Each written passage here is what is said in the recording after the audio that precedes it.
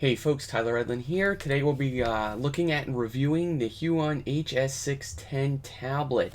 This video is not in any way sponsored, but the product was provided by huion, so let's go. Alright, so jumping right in here, I just love opening up a new box. The box is great quality. If you're getting it shipped, which most of you are, I think it's pretty safe in here. Now there's a little side flap with all the little extras, the cords, the pen, all the good stuff. I really do enjoy the organization of this box. Underneath, surprise to me, there is, I believe, a CD installer. But again, the tablet itself comes in a nicely protective sleeve, and now we are ready to kind of really evaluate what it came with. As for the direct list of contents, we get a nice courtesy thank you card, the tablet itself, a battery-free pen, which is always a standard nowadays. Of course, the micro USB cable. Now we have a pen holder, which inside you have 8 additional nibs, which again is pretty standard for most of the tablets I see. And then 2 ODG adapters, which can go into various types of smartphones, USB and USB-C, as well as the guide instructions. So guys, this tablet has 12 express keys on the left here with a touch ring in the center. As you can see on the top, there's an additional set of soft keys. They're all programmable.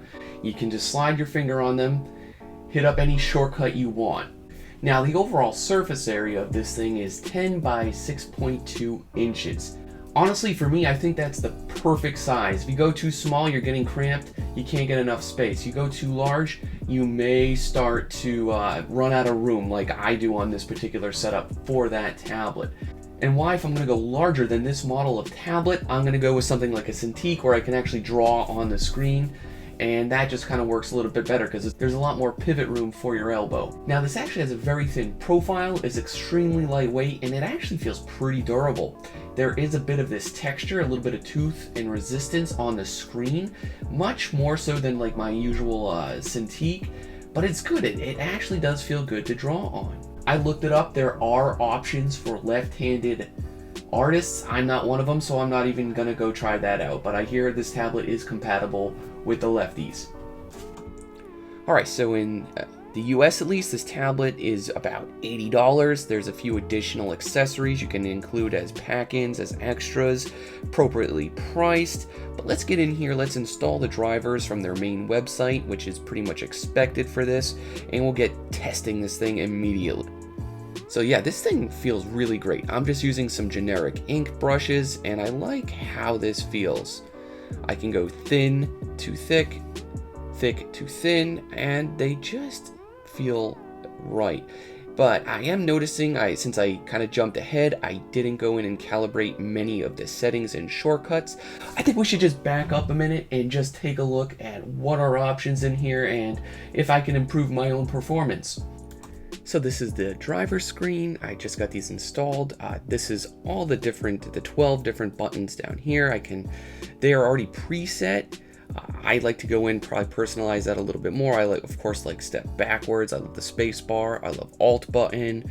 I love to be able to zoom my canvas size. So pretty good. Now this is a cool screen where I can actually set the actuation pressure on the pen itself. And this does seem like it has 60 degrees of brush tilt featured as well, which a lot of lower end tablets in this price range do not. So that's a big sell for me. Now here, the last bit, I can map what screen I want this to.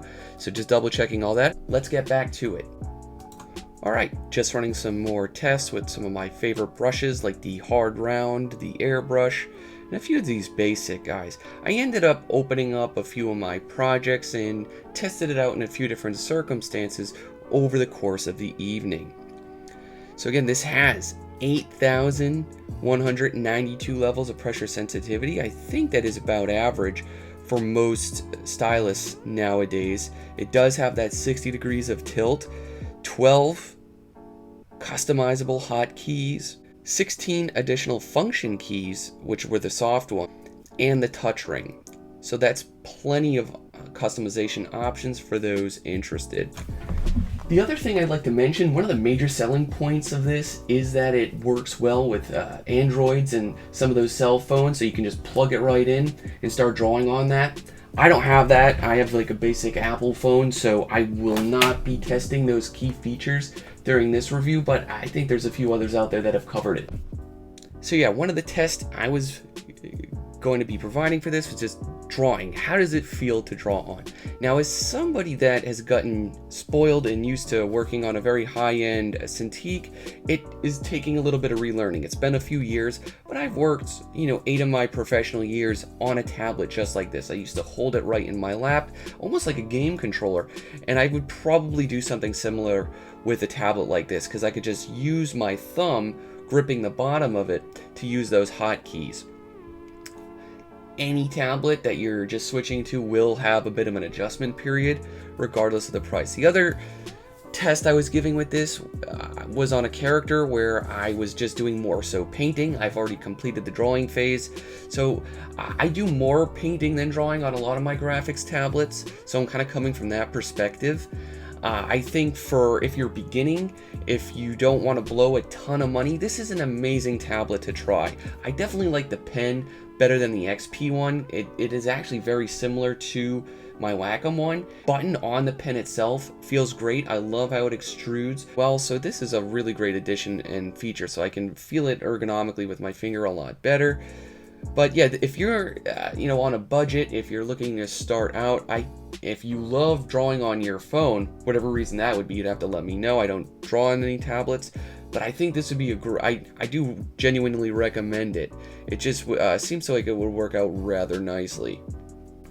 So everybody, I hope you found this helpful in some way. Feel free to let me know in the comments below if you have any questions.